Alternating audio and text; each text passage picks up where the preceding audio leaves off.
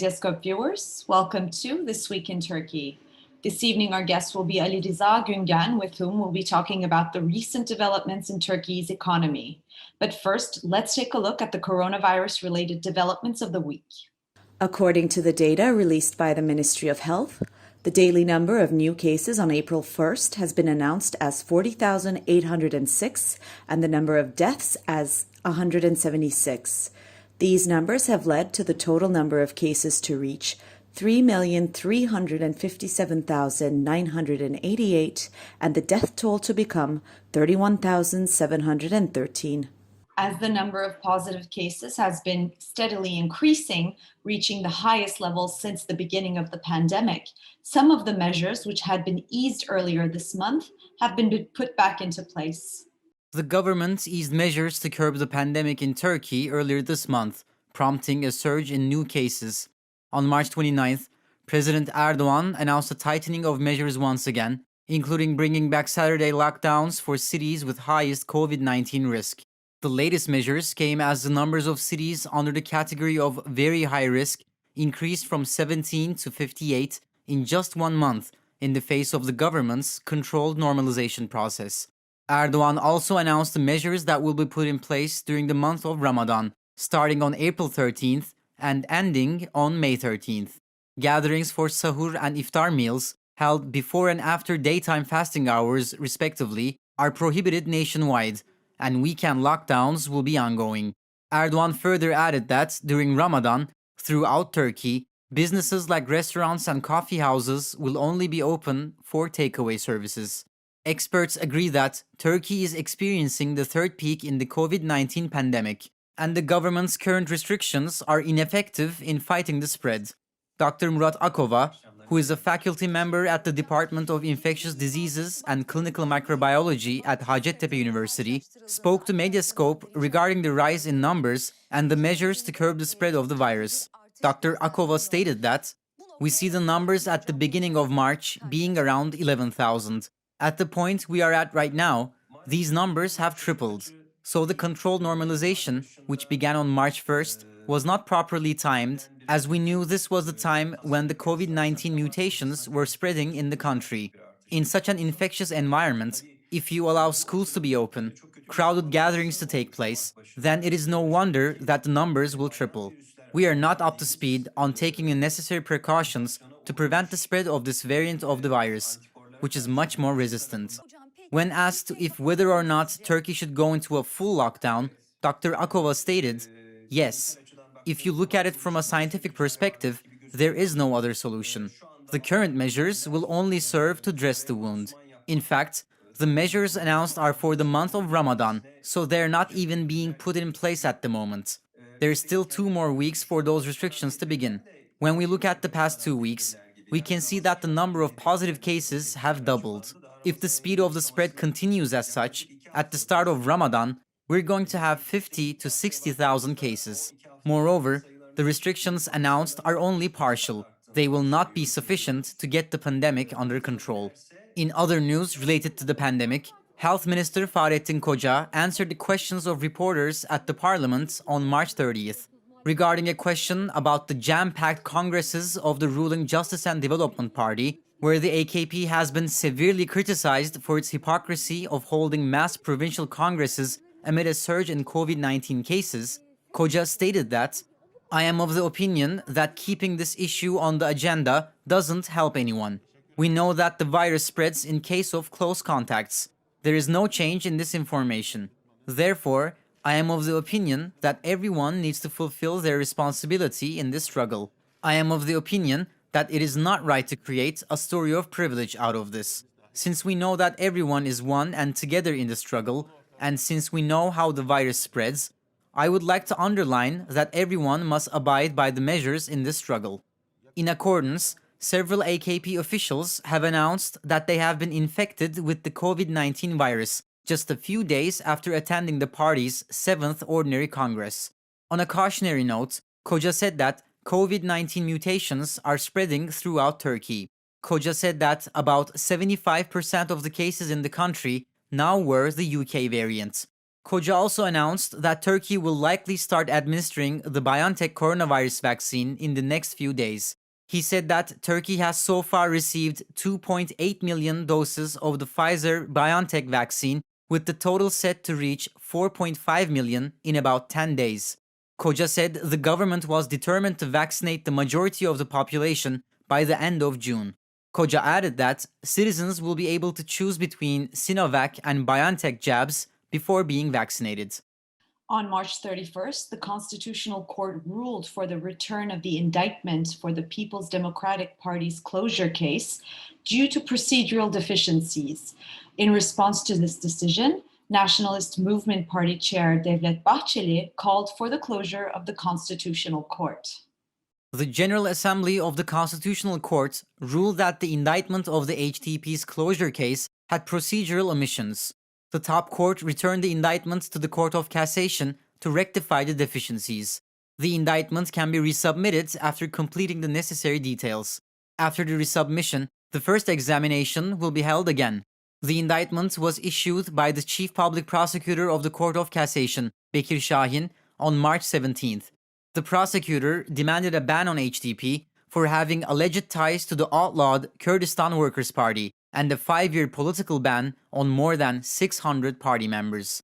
HDP, as the country's third largest party, denies having links to the PKK terrorist organization. Regarding the indictments issued for the party's closure, HDP co-chair Mithat Sancar said the following on March 31st. The indictment is an embarrassment in the name of the law and democracy. This attack does not just target HDP and us. It targets the destruction of the will of the Kurdish people through HDP. Simultaneously, it aims to destroy what is left of democracy and the state of law in Turkey. After the Constitutional Court returned the HDP indictment, MHP Chair Devlet Bahçeli said that the court's decision was null and void in the people's conscience, demanding the closure of the Constitutional Court.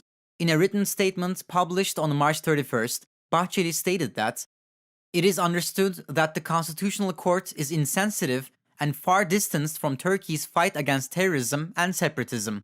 Like the HDP's closure, the closure of the Constitutional Court should also be a non-deferrable target now. Bahçeli's statement received criticism from political parties, including the ruling Justice and Development Party, which is an ally of MHP. AKP headquarters Deputy Chair for Elections, Samir Altunkaynak, shared a series of tweets on March 31st in response to Bahçeli's comment on the top court's closure. To attack the Constitutional Court after every decision they make with an unlawful attitude is to disregard this country's legal system.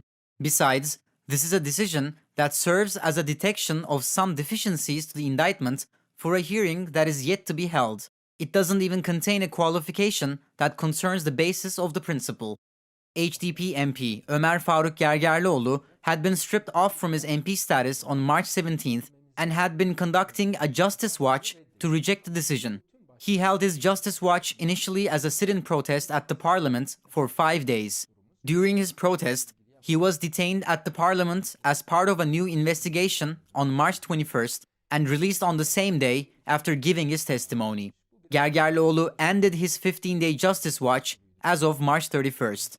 Gergerlioğlu was sentenced to 2 years and 6 months in prison for propagandizing for a terrorist organization on February 21st, 2018, because of a social media post from 2016. The conviction was upheld by the 16th Penal Chamber of the Court of Cassation on February 19th. After Gergerlioğlu was released on March 21st, he was notified on March 22nd to turn himself in within 10 days. On March 31st, the General Assembly of the Constitutional Court also rejected Gergerlioğlu's application against his expulsion from the parliament due to lack of jurisdiction, but has not yet examined the application against his prison sentence. Gergerlioğlu has said he will apply to the European Court of Human Rights regarding the application rejected by the Constitutional Court. Gergerlioğlu spoke to Medyascope's editor-in-chief Ruşen Çakır on March 31st about his current situation with the court and his Justice Watch. We have made 2 applications to the Constitutional Court. The first application was submitted on March 3rd regarding the criminal case. There has not been a decision made about this yet. Our second application took place last week and was regarding the stripping of my MP status. The decision for this case was finalized as lack of jurisdiction. Frankly, we did not have high expectations about this application in the first place, but we are in high hopes for our application from March 3rd regarding the criminal case. But it has not been conferred yet. In fact, it needs to be conferred immediately since this is not a personal matter. It is a matter that is the talk of the millions. An MP has been encroachingly stripped off from their status. It has echoed nationally and internationally. But the Constitutional Court has yet to make a decision. I'm hopeful about this upcoming decision. There is the Enis Berberoğlu example. He is a person who went to prison and then returned back to the parliament as an MP. I think that the same situation will come true. I am not giving into this. Turkish women across the country continue to protest against President Erdogan's withdrawal from the Istanbul Convention, a human rights treaty that advocates against femicides and violence against women. Women continue to hold protests against the decision to withdraw from the Istanbul Convention and have taken legal action against it. Over the past months, Istanbul's Kadıköy district has become the center of protests, as several have been held in the district against incidents of male violence, discrimination against LGBTQI+, and the Boğaziçi rector appointment. On March 31st, the District General of Kadıköy banned all gatherings and demonstrations in the district, citing the recent surge in the coronavirus cases as a reason. The protest ban in Kadıköy came amid Boğaziçi students' announcement to meet at the district on April 1st. Despite the ban on protests, Boğaziçi students gathered in Kadıköy at 5 p.m. on their 88th day of protesting to stand in solidarity for the two Boğaziçi students that are still kept in detention. The police immediately intervened into the crowd using disproportionate force against students, dragging them and handcuffing them behind their back. More than 35 people were detained. Some journalists present at the scene covering the protests were also affected by the police force. Along with Boğaziçi demonstrations, protests for the withdrawal from the Istanbul Convention are also ongoing around the country. On March 29th, the women branches of the main opposition Republican People's Party and Democracy and Progress Party said in an announcement that Erdogan's decision to pull Turkey out of the convention is null and void. Women from opposition parties applied to the Council of State, demanding the annulment of the presidential decree to withdraw from the Istanbul Convention. İYİ Party Chair Meral Akşener has also appealed to the Council of State and filed an annulment action against the presidential decree. A controversial comment came from Hülya Atçı Nergis, a member of the parliament for the ruling Justice and Development Party. On March 31st, Nergis said on national television that women are also to be blamed for male violence in the country. As she was defending the government's decision to withdraw from Istanbul Convention, Nergis said the following. As much as there should be no violence against women, there should also be no violence against men. Women are the ones who raised those individuals that killed women. Do women have no part whatsoever in this violence? The language that always blames men with regards to this issue is also wrong. I've broken the mold with regards to this issue. Some fractions of society have criticized me, but I am telling the truth. It personally disturbs me that men and women get different treatment. Nergis had also previously raised eyebrows for saying that the number of men who get killed in the country is 12 times higher than that of women. On the contrary, women's advocate groups continue their fight against male violence against women in the country. On April 1st, the We Will Stop Femicides platform placed a giant banner of a petition sample on the wall of a building in Istanbul's Zincirlikuyu district. The platform said that this giant bill of complaint is a woman's struggle for life. The banner had a giant hashtag that read, "I do not want to die." Women rights advocates from across the globe continue to give their support for the convention to be implemented in Turkey. George R.R. Martin, a well-known American author and screenwriter, sent a message to Turkey about the country's withdrawal from the convention. Best known for his series of novels adapted into the famous TV show Game of Thrones, Martin wrote an informational note on his personal blog under the topic of violence in Turkey, where he shared a CNN article on Turkey's withdrawal from the Istanbul Convention with his audience. This evening, our guest is Ali Rıza Güngen, who is a visiting assistant professor at the Department of Politics at York University in Canada. Good evening, Mr. Güngen. Thank you so much for joining us today. Thank you. It's a pleasure. So the central bank governor, Naci Ağbal, was dismissed from his position with a midnight decree a couple of weeks ago. And the reason for this is assumed to be his decision to raise interest rates. And he was replaced by Şahap Kavcıoğlu. All in all, this is the third time in 20 months that Erdogan has fired the central bank governor. And while Kavcıoğlu shares Erdogan's kind of unconventional view that high rates cause inflation, he has indicated that he will stick with Ağbal's policies for the time being. So if there will be no changes to the monetary policy of the government, why do you think was the central bank governor dismissed from his duties? So we do not know the actual reasons, and it will take some time to learn the details of the incident. But if we put in context the central bank decisions and actually the policy change in Erdogan administration at the end of 2020, we can understand why it became so problematic to raise the interest rates once again. So actually, there crystallized a kind of plan for 2021 by the end of last year. So the plan had three main pillars. One was to offer positive interest rates, at least for like 5 or 6 months until the beginning of summer. The second pillar was mainly about providing incentives to reverse the dollarization tendency in the Turkish economy. So the de-dollarization of household assets was the main target. And the third one is the declaration of a plan to control the public expenditures in medium to long term, and in a way boosting the confidence and to implement a kind of a reform plan that will meet the demands of international financial investors. So the plan started to stumble by February. The first reason is that the interest rates and the ongoing turbulence within the Turkish economy created this, let's say, feeling in the households that they did not exchange their dollars with Turkish liras. So there was still this huge problem in the financial system, in the banking system.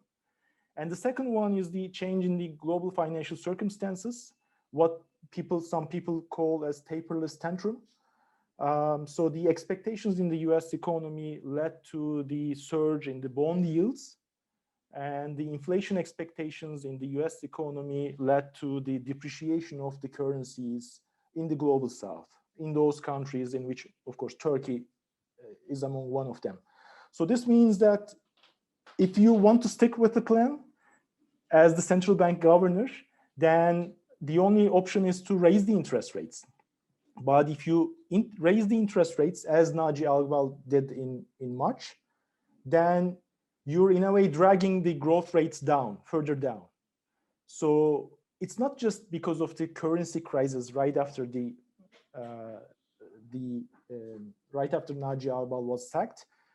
It's also because of the interest rate, right? The hike that we will observe a lower growth rate in the Turkish economy in 2021.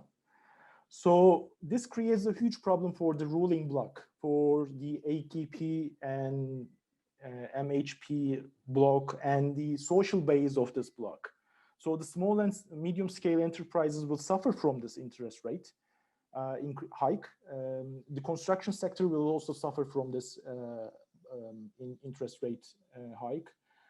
You can add into the mix the households that are indebted. So it creates a kind of frustration. And one has to be the scapegoat of this event. So it's easier for the Erdogan administration to find scapegoats, and they in a way they blamed it on Naci Ağbal. But it was all actually, that's the interesting point, and that's puzzling. This is part of a plan. And what we see from Kavcıoğlu's, in a way, interviews in the last couple of weeks is that he's saying he will stick with the plan. He will, in a way, do what Naci Ağbal planned to do.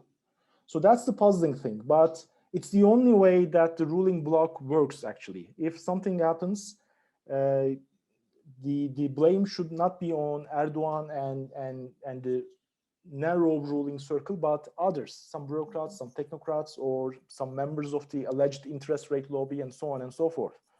So that's why we have seen this, let's say, incident. And of course, it's troubling for the Turkish economy, and it will be a headache for the Erdogan administration. But other reasons, such as, I mean, there are some rumors that Naci Ağbal was, in a way, after a kind of investigation about the loss of reserves in central bank, loss of central bank reserves. But I mean, this is like a rumor, and this has no foundation. It will be a kind of an insult to Naci Ağbal to think that he did not know why central bank lost so much reserves in the last couple of years. So that's not the case. That's probably, as I said, mainly as a result of finding someone to scapegoat because of the interest rate hike and because of the changing global financial circumstances. Mr. Güngen, you mentioned, as a matter of fact, that the new central bank governor indicated that there will be no changes to the monetary policy. Yet, since the dismissal of Ağbal, the Turkish lira has been rapidly losing value. So, what could be some of the reasons for this? Does it have to do with this, lack of confidence, or what could be some of the reasons?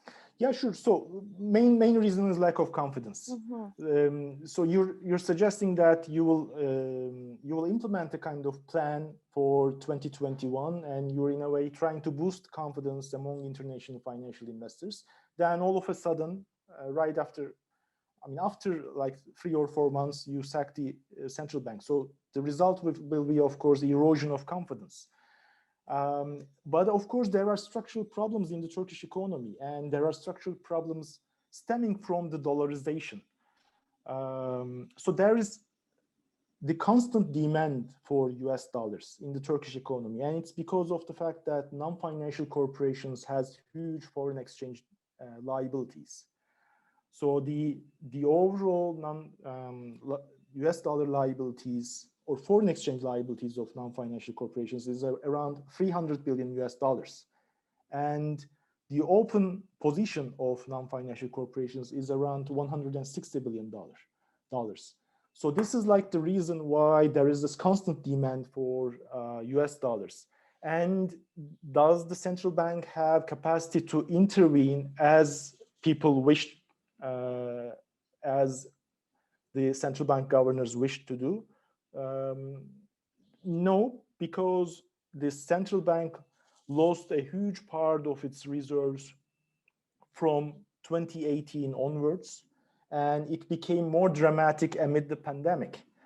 So central bank does not have net reserves if you exclude the off-balance sheet liabilities accumulated by the central bank. So this is really interesting. This is really a kind of an experiment in central banking. And but it's apparent that central bank, if you exclude those off-balance sheet liabilities, does not have the reserves. It means that central bank does not have the capacity to intervene into the currency markets. So given the fact that there is constant demand for US dollars and central bank lacks the capacity, so what you have is the recurrent currency shocks or currency crises as we have seen in the last couple of years. Mm-hmm. And then there's also kind of Erdogan's renewal of the rhetoric of, bring your dollars and gold to the banks and so forth. And he's been repeating this. I mean, he said it in the past before, and he's repeated it actually twice this week. So what do you make of that? I mean, how does that relate to all these issues? So it can be traced back to the structural problems once again of the Turkish economy. I believe it will not be an exaggeration if we say Turkish economy has been locked into a sort of dependent financialization. So what I mean by this term is that the Turkish growth is really dependent on the global financial circumstances and the access of non-financial corporations and also the financial intermediaries to cheap loans in the international financial markets. So if they cannot access those cheap loans, then it creates a problem in the Turkish economy in terms, it leads to the depreciation of Turkish lira. So what we have seen is not just in the last couple of years, but almost like 7 to 8 years in the post 2013 period. As a result, the central bank had to increase the interest rate, but it slows down the economy. And to resolve this problem, we have seen over and over again state-sponsored credit expansion episodes in Turkish economy.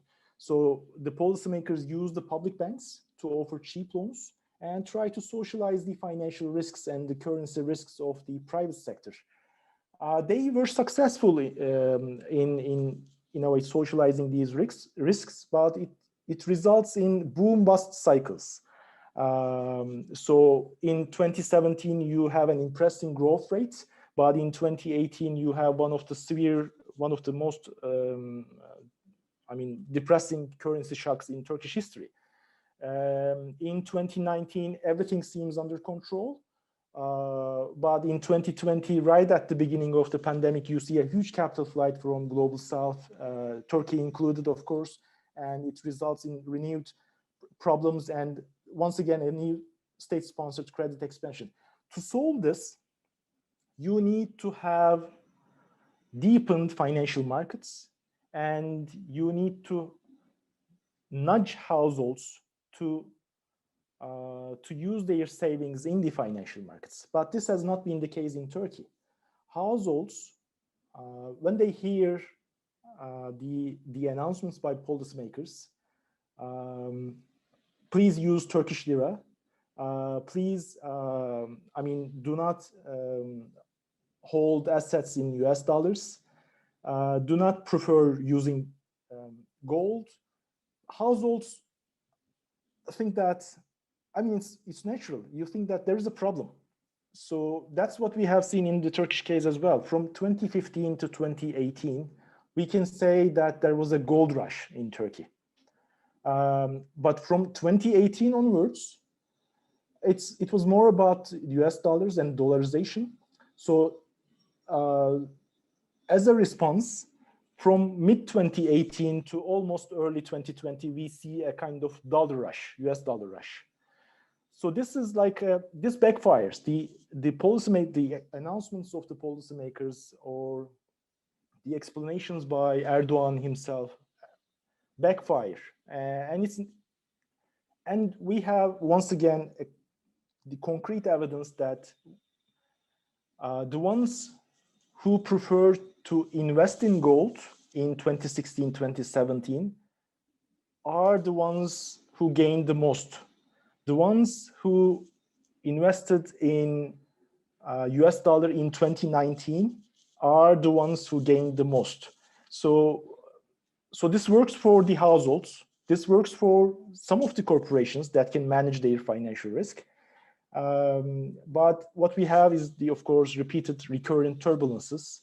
And there is no easy solution to this, let's say, turbulence that we observe. Mm-hmm. Mr. Güngen, you mentioned some of the structural problems of the Turkish economy, but I'd also like to talk about specifically the pandemic and the economic policies that were followed during the past year. And you, as a matter of fact, have a recent article that was published on the matter. So could you perhaps summarize your assessments on these measures and their impact, and what's kind of how they relate to these structural problems? Why some measures were not able to be taken due to these structural measures? So Turkey was not able to offer extensive cash transfers to the households. This has something to do with the budgetary constraints And of course, it has something to do with the 2018-2019 crisis. The main policy response has been to, once again, to use state-sponsored credit expansion. So the credit expansion from March, April 2020 to like July, August 2020 has been the biggest ever credit expansion in Turkish history. This is like, and of course, most of the loans, 60-65% of the loans came from public banks. So this is this is something policymakers preferred because they were able to manage the previous episodes, previous crises by doing that. It worked, since we observed that Turkey was among a couple of countries that recorded positive growth rates in 2020. But the side effect of this credit expansion is that you're actually increasing the debt of not only the households, but also the corporations. And you're postponing the problem itself. So to keep this, let's say, state-sponsored credit expansion and to manage the crisis, still, despite the, I mean, I'm saying that the main response has been increasing the debt of the households and small and medium-scale enterprises, but we also observed that Turkish Treasury had to borrow, and the policymakers exceeded the borrowing limit in 2020, and we have also seen one of the biggest jumps in the sovereign debt, in the public debt. So these are the effects of, these are the results of the pandemic, and the previous episodes of, let's say, crisis management can be helpful in understanding the crisis management amid the pandemic. And what I'm suggesting is that in this paper I wrote in detail, so postponement of the problems should not be seen as the resolution of the structural problems of Turkish economy. Turkish economy has been suffering from this, let's say, processes of dependent financialization, and with the positive interest rates, with a kind of a more traditional monetary policy, Turkish economy can experience a kind of renewed growth cycle, but it can only we can only observe a kind of a boom episode for a couple of years. Then what we will observe is that a renewed phase of intensified problems. And I mean, to be honest, I was expecting a kind of weak recovery in 2021, but of course, thanks to the central bank, the change in the central bank, and all those, let's say, policy hustle, we ended up in a more dramatic situation by the third or fourth month of 2021. Mm-hmm. And now that, I mean, we've, you know, the case numbers, the positive case numbers, daily case numbers are topping the 30,000. We've approached 40,000, which entails, you know, probably more lockdowns, and which means income-free weeks for countless people. And and you know, we've recently there have been many syndicates and unions who have announced, you know, the unemployment rates. You know, people living beneath the poverty line, and including suicides and so forth. So where do you see this going, and how is there a way to slow down this catastrophic course of events? Unfortunately, no. And that's the problem with this sort of crisis management. What happened in the last week or last 10 days of March created a huge cost for the Turkish Treasury.